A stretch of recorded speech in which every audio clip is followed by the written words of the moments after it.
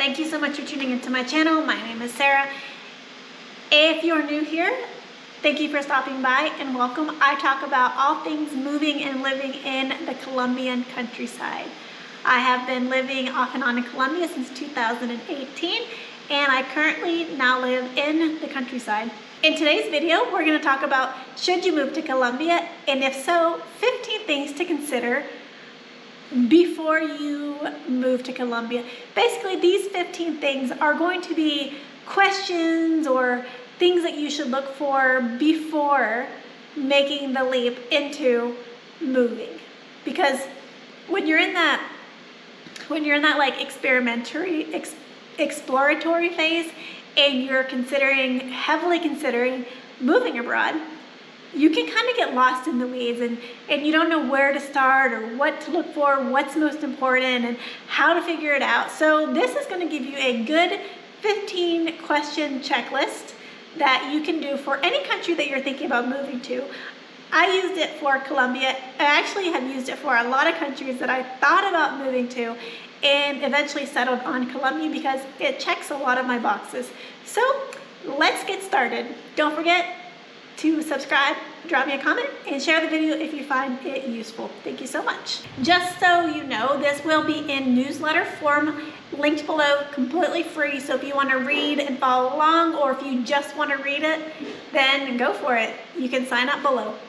One of the most important things that I took into consideration when I was thinking about moving abroad and where to move abroad is, can I get a visa, and what type of visa can I get that will lead me to residency and eventually citizenship? Because I wanted to have a resident permit somewhere, and if it leads to citizenship, great, but I want to have that home base somewhere outside of my home country. The visa situation in Colombia can be a bit confusing and can be not so direct and not so straightforward because the website can be complicated and sometimes it's glitchy.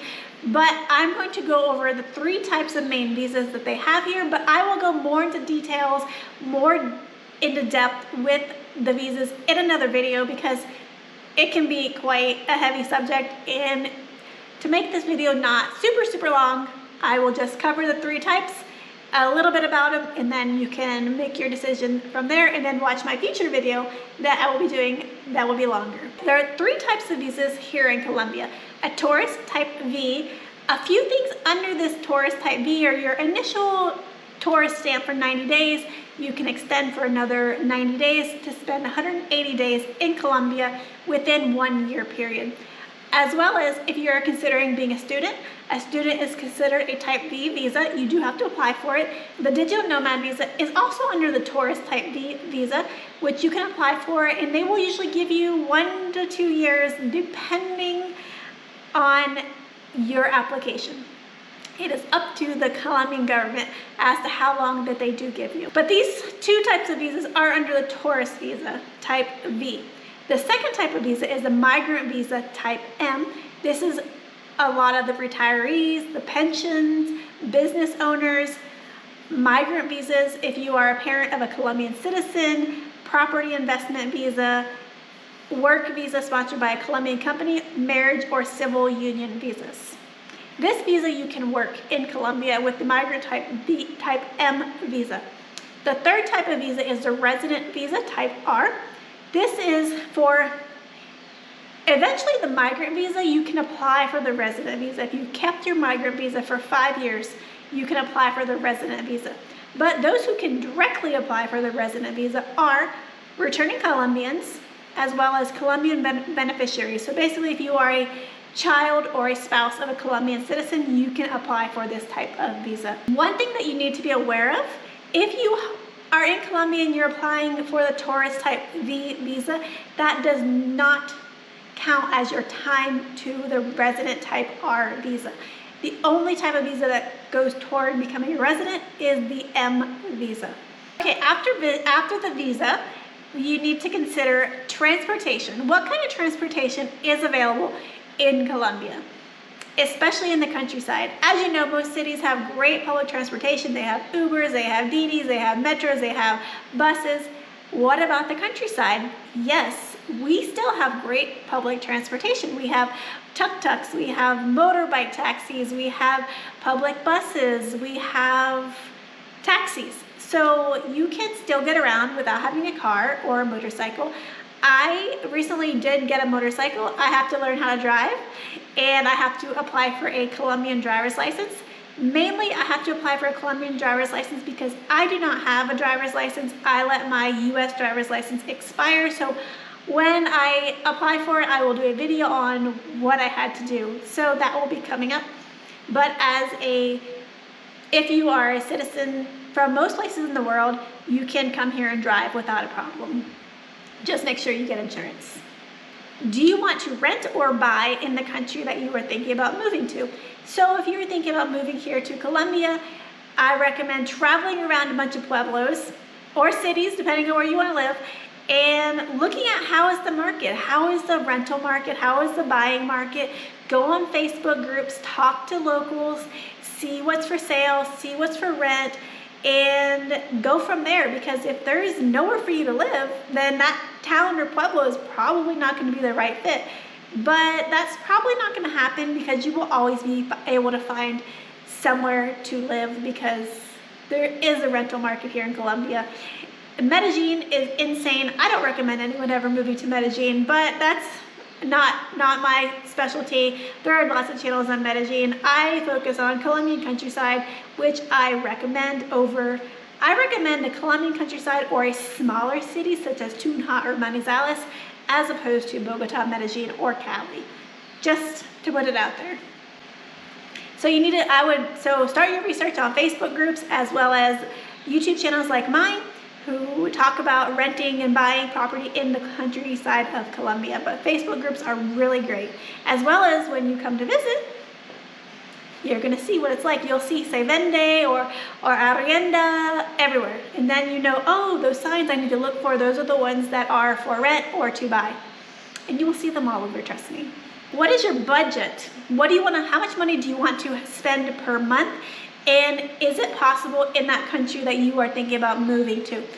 Colombia, yes, you can still live off of $1,000 a month. Some countries have been hit really hard with inflation. Some cities in Colombia have been hit really hard with inflation. For example, Medellin, you probably can't live off $1,000 a month.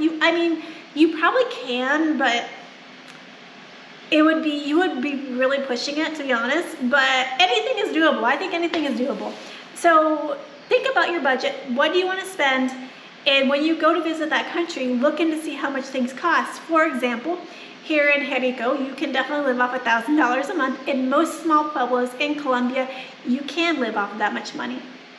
It depends on if you're a pensioner, retiree, remote worker, self-employed like me, and take that into consideration. But I also want to talk about one other thing. So when you're thinking about your budget and your money, I want you to make sure you have a separate budget for your moving costs, your visa costs, whether you want to ship things here, whether you want to buy a car. Think about like those big purchases, because just because you're moving to another country that is more affordable, you still are going to have those upfront big costs that you might need. You might need to put more money down on a house, more money down on a rental agreement because you're a foreigner and you don't have the clout here. So you need to think about those things. And then you can think about your budget. So make sure you have enough money for your initial big items, and then you can do your budget. This is why the countryside is better. Your budget doesn't have to be as high. Visas will be costly, yes. If you buy a car, it will, be costly, but you can get a nice car for $3,000 that's used. It might need fixing up, but you can still do it. What should you do with all of your things? Sell them, store them, keep them, and ship them. So I sold all my things. I made probably an extra $6,000 selling all my stuff. I also gave a lot of it away because I was not going to pay for storage to keep a bunch of stuff that I did not know if I was ever going to use ever again. At that point, I didn't think I would ever settle down, and I planned on being a nomad forever. After 5 years of nomading, it gets tiring, so I'm glad I sold all my things. And now I have a refresh, starting over, and things are a lot more affordable in Colombia to buy than to ship all of your belongings from your country. It can be really pricey. It can be like $2,000 or $3,000 to ship your things, and then you're gonna get here, then you're gonna have to transport them. It's just a headache. Sell it, use the money, put it towards something good, toward getting your visa, that's it. But it's up to you. Storage spaces cost a lot of money. Most people have stored things, actually, who I have met, regret it. They go back, they get rid of it, and then they wish they did it years ago because they spent thousands of dollars that could have went toward living abroad or having fun or, I don't know, eating at fancy restaurants, whatever you want, instead of sitting and paying for a box of stuff that you probably don't really need. The next thing, taxes. We love talking about taxes. I hate taxes. But if you are in Colombia over 180 days, you are technically supposed to pay taxes on your income. I have not reached this hurdle yet. I have not been here for that long. I just got a visa. So that will be a future Sarah's problem, but it will be, I will have to file, I will have to pay on whatever I make while living here in Colombia. I recommend watching Nomad Capitalist. He talks a lot about taxes, tax-friendly countries. I know nothing about them except for I do have to register and I will have to pay taxes. When I get to that, I will let you know and tell you how the process goes. One of the biggest things on people's mind is, how is the medical system? I went to a doctor here. My friends have had surgery here. I can tell you there is a huge group of doctors who were trained in the US, come back here, open practices, and they specifically work with foreigners. They are a little bit more expensive, but not compared to the US. I paid out of pocket for a physical, a complete blood work, complete workup, and it was like $200, maybe $200. And the doctor spoke perfect English. They drew my blood. They did everything that I wanted. She answered all my questions. She spent time with me. And I believe she was even trained in the US, and then she came back to Colombia to set up her practice. So that is something very common. You will be able to find a group of doctors who have done that. And yeah, it was great. I had a great experience, and she was super nice, helpful, more, gave me better advice than any doctor I've ever seen in the US because she spent time with me. Plus I was paying her. So yeah, in the US you pay, but you don't have any time with your doctors. Here you pay, at least you can get time with your doctors. And it would have cost me, but with insurance, probably the same out of pocket here as there. So yeah, it was worth it. I liked it. They have great dentists here. I've had friends who have gone to plastic surgeons. A lot of the Medellin is like the plastic surgery capital of Latin America, I think. So there's like Botox doctors everywhere. There's you can get everything done. I went to a dermatologist. I did not get Botox, don't worry, but it is cheap. I have friends that get it. It is really affordable, and the doctor was great. She gave me a facial. She told me I should get Botox, and I was like, no, thank you. Never in my life. But yeah, so the doctors are great, professional, and I think the medical system here is great. Coming from, I was an ICU nurse for 15 years, so I can tell you from my personal experience. Also, something to be aware of, if you do have health insurance in the US and you're here visiting and you have like telehealth and you get sick, you can go pick up prescriptions without needing a prescription here in Colombia for antibiotics and a lot of things. So if you have if your doctor told you that you need like an antibiotic, they don't have to call you in a script or anything. You can just go to the pharmacist and tell them what you need, which I think is great. And it helps keep healthcare costs down because we're not all, hooked up to big pharma here. So I like it. How are you going to earn a living? Do you want to work in the country? Do you want to work in Colombia? Are you self-employed? Are you a remote worker? Are you retired? You need to take this into consideration. How are you going to earn money when you get to that country? Because you're going to have to earn money somehow. If you're retired and you have a pension, great. Perfect. You will be fine. If you are self-employed like me, you're going to have a month that's great and a month that's bad. But, make sure you have something tucked away for those bad months so, you can still survive. Do you want to work here? I have a friend who was an English teacher, Colombian work visa sponsored him, so he was working here as an English teacher. He was getting paid in Colombian pesos, so you can still work, but you're going to get paid in Colombian pesos. So if that's what you want, then great. Then you're going to have the work-life balance. You're going to make friends at work. So, you know, it all works out in the end. The cost of living is lower. You're going to make lower salary. So what? You know, if that's what you want to do, that's what you want to do. I wonder, I was like, if when my Spanish gets better, I could probably go, I don't know, draw blood in the hospital or something. Maybe I could be like, I don't know, I was just thinking one day if I wanted to like have like a quote unquote real job, I would look into it. I don't know, you never know. Remote work, great place to come as a remote worker, but please, please, please tell your employer that you're working in Colombia, because if they find out and you're not allowed, they will fire you.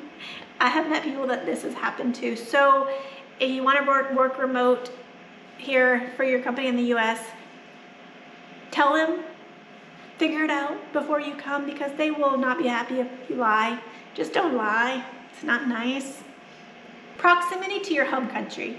How important is it for you to be close to your home country? Do you have family? Do you have aging parents? Do you have siblings? Do you have nieces and nephews? Do you want to be still involved in their life, or you just want to leave and never go back?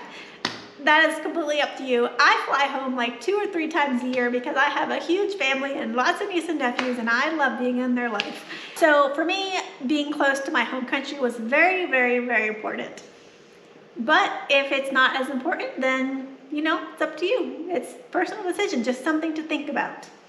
When you're thinking about that, think about if you are someone like me who wants to go home frequently, how easy is it for you to get to the airport?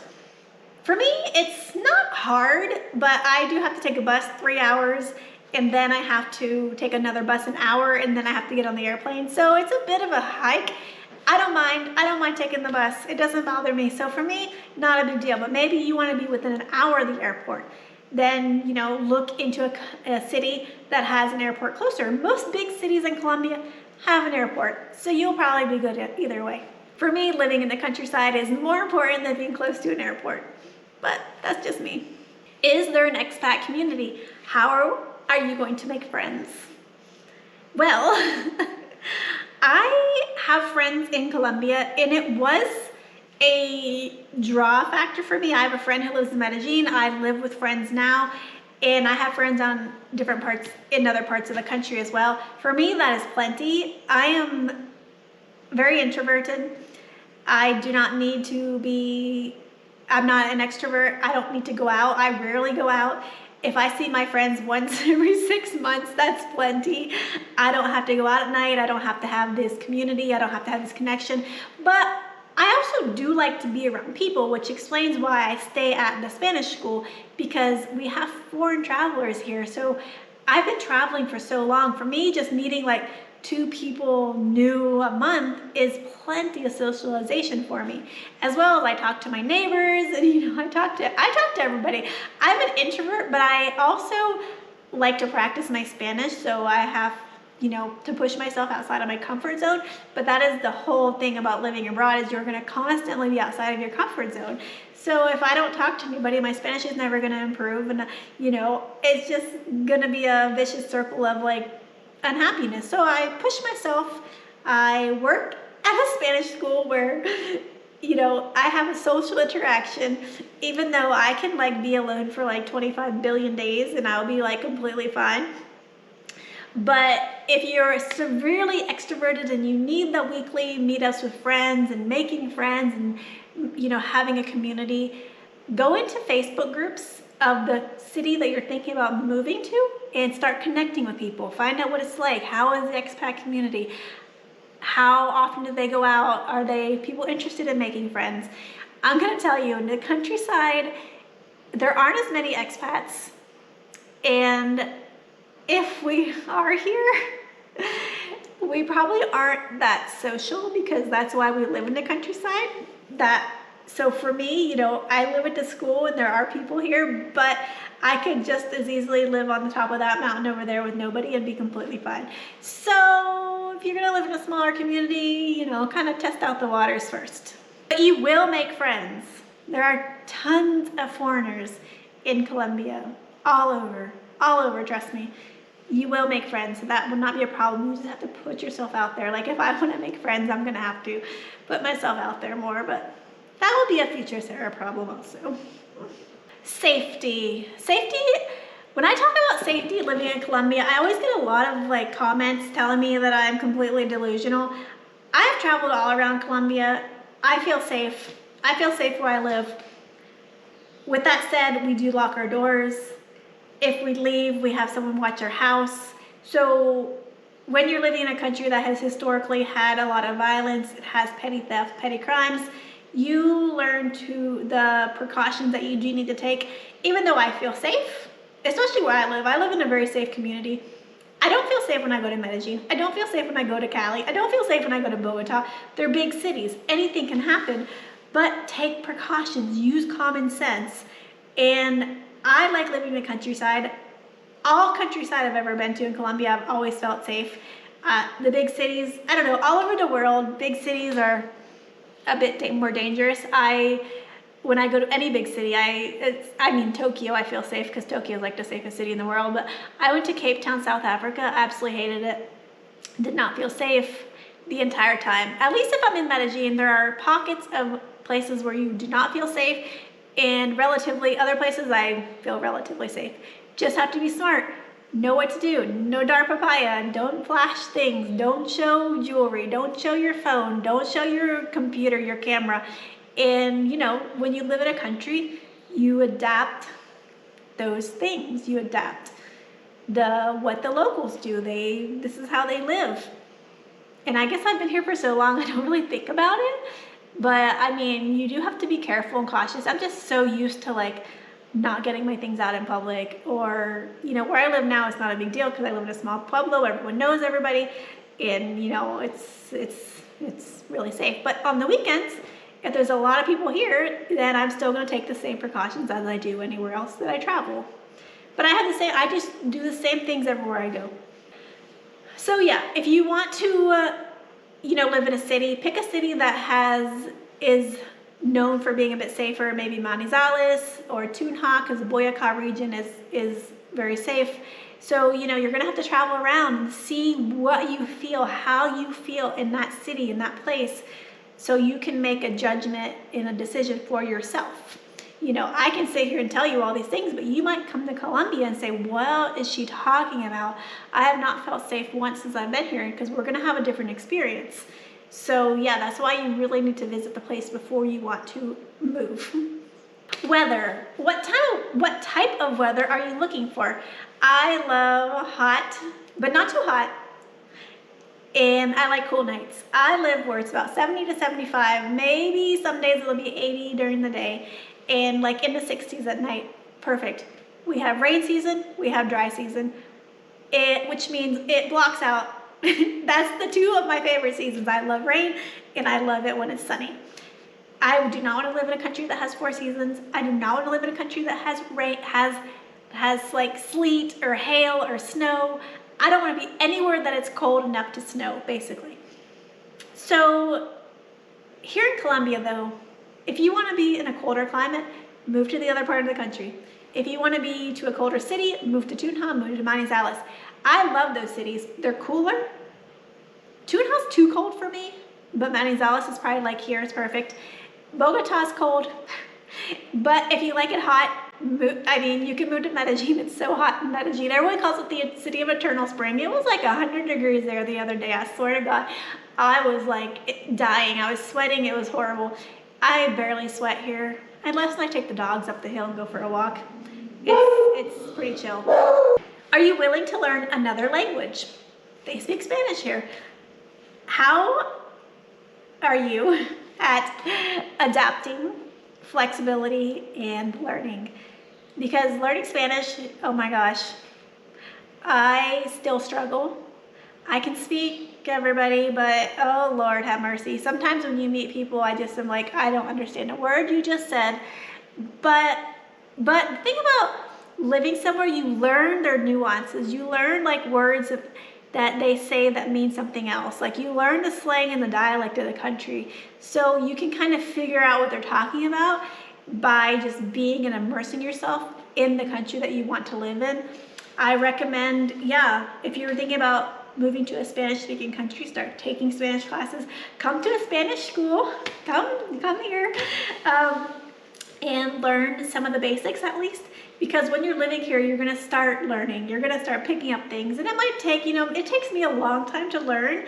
I'm not a fast learner, and I have learned. So if I can, anybody can. And yeah, just get to know, go to language exchanges, do whatever you can to immerse yourself in that culture, in that country, and you will eventually get there. The last and final, in my opinion, the most important, why? Why do you want to leave your home country and uproot yourself and move to a completely different foreign land?